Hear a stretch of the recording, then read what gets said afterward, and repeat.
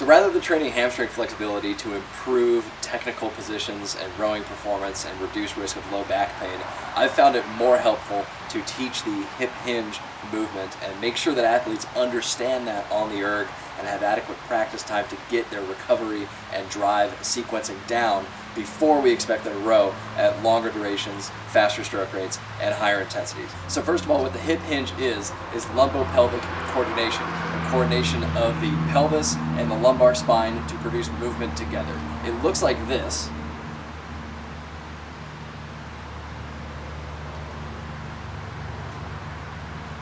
You'll note that I'm basically creating a hinge around the hip joint, and I'm moving the upper and lower body around that. So there's no movement at the lumbar spine. I've got a nice rib stacked on top of pelvis, and everything is moving as one unit. What we often see happen is that people just bend forward like this. They don't have any pelvic movement and it's all lumbar spine. Or they just sort of squat down and there's no forward translation of the torso. So here's what this looks like on the erg.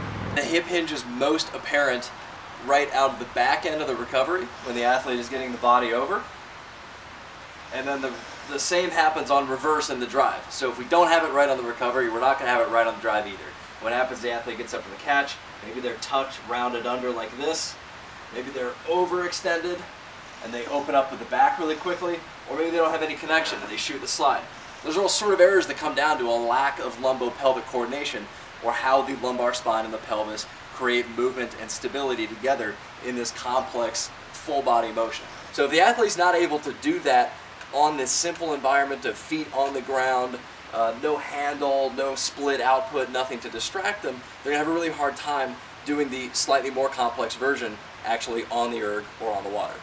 There are a couple ways that we can practice this too, just to give athletes the basic ideas. One, make sure that they're sitting right from the start, because it'll be really hard if they're sitting. You'll see people way on the back of the seat, sitting on their back pockets.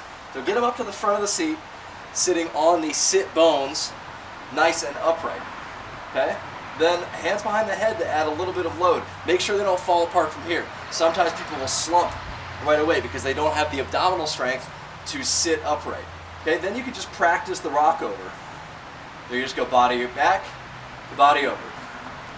Lay back, the body over. This is going to look a little bit different on everybody depending on exactly how they're built. As long as people are moving, again, thinking about from Blake's article, hitting the consistent hip positions, that's going to be more valuable than making everybody hit one predetermined amount of range of motion, even though femurs, pelvises, etc. are all built differently. So as long as we're focusing on good position at the body back to good position at the body over. Lay back, the body over. Then we can just work on keeping that control as we come up the slide and as we go through the rest of the stroke. Then we're just practicing that at lower rates and gradually building up capacity.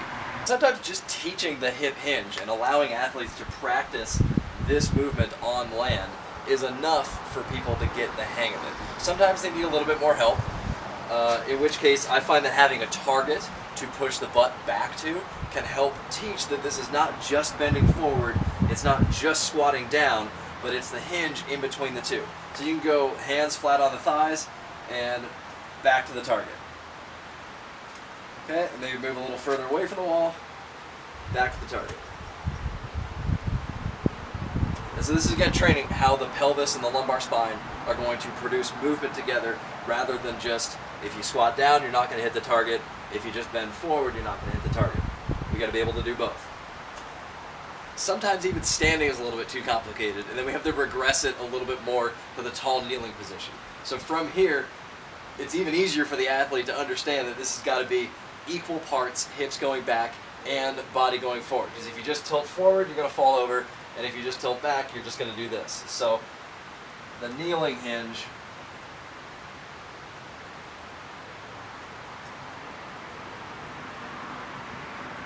again helps reinforce that lumbar spine and pelvis movement happening together.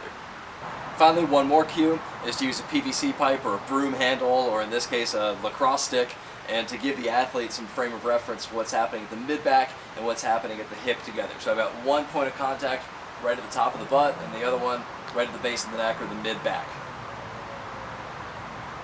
We're going to try to keep those 2 points of contact as the athlete hinges.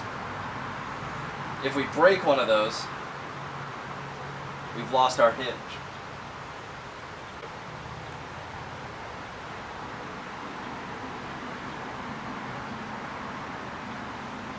Some people only need to train the movements to get the carryover to the erg or to the water. If you want to do strength training, if you're ready to load, add capacity, etc., then before we get on to loaded implements, what I'd start with next is our PVC pipe or broom handle again, practicing the beginning of the Romanian deadlift movement. So this is just the hinge. You'll notice that I'm keeping the bar in contact with my thighs on the way up and on the way down. Lumbar spine and pelvis moving together, not moving out of sync with each other. We want the midpoint in between just sitting down and bending forward. So the hip hinge puts us right in between those two. Next step is to add load just with one dumbbell at first. This again really helps the athlete make sure that the weight is going straight down and straight back up, not falling out in front of them or coming down behind them. So straight up and straight down.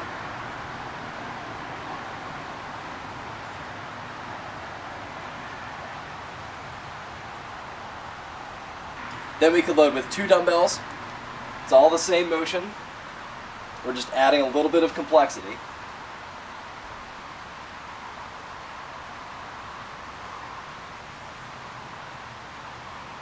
And then for those with the equipment and desire, we can go to the barbell and then start loading it heavier from there.